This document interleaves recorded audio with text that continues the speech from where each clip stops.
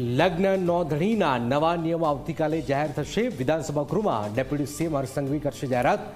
જાહેર અગત્યની બાબત પર નિયમ 44 હેઠળ ડેપ્યુટી સીએમ જાહેરાત કરશે। લગ્ન નોંધણીના નિયમોમાં ફેરફાર થશે। લગ્ન નોંધણીમાં માતા પિતાના પરવાનગી અંગે કડક નિયમો પણ બની શકે છે। અલગ અલગ સમાજોની માગણી હતી। હવે આ માગણીમાં કેટલીક વાતો અહીંયા કેટલીક બાબતો અહીંયા ઉલ્લેખ છે એ હવે આવનારા સમયમાં ખબર પડશે। પણ લગ્ન નોંધણીના નિયમોમાં ફેરફાર થશે। આ મહત્વપૂર્ણ જાણકારી હાલમાં સામે આવી રહી છે। હિતલ પારેખ અમારી સાથે જોડાયા છે। હિતલ, ઘણા સમયથી આ વાત પેન્ડિંગ રહી છે અને હવે આવતીકાલે વિધાનસભા ગૃહમાં ડેપ્યુટી સીએમ હર્ષ સંઘવી એની જાહેરાત કરશે।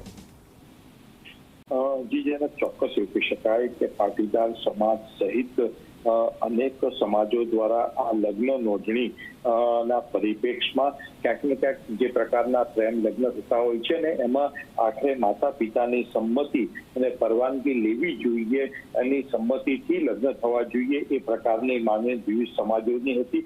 સરકારે આ માટે એક લાંબી કવાયત હાથ ધરી હતી। નાયબ મુખ્યમંત્રી હર્ષ સંઘવીના અધ્યક્ષસ્થાને અનેક બેઠકોનો દૂર સમાજો સાથે પણ થયો હતો અને કાયદા વિભાગના નિષ્ણાતો સાથે થયો હતો।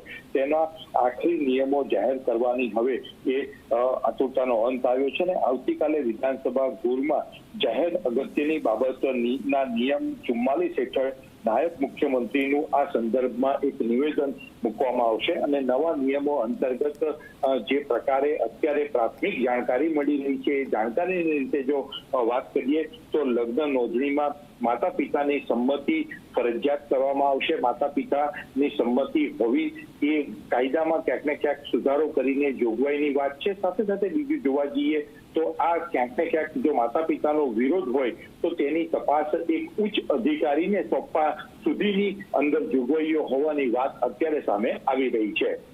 બિલકુલ બિલકુલ, આભાર હિતલ। એક મોટી જાણકારી હિતલ આપી છે। લગ્ન નોંધણીના નવા નિયમો આવતીકાલથી જાહેર થશે।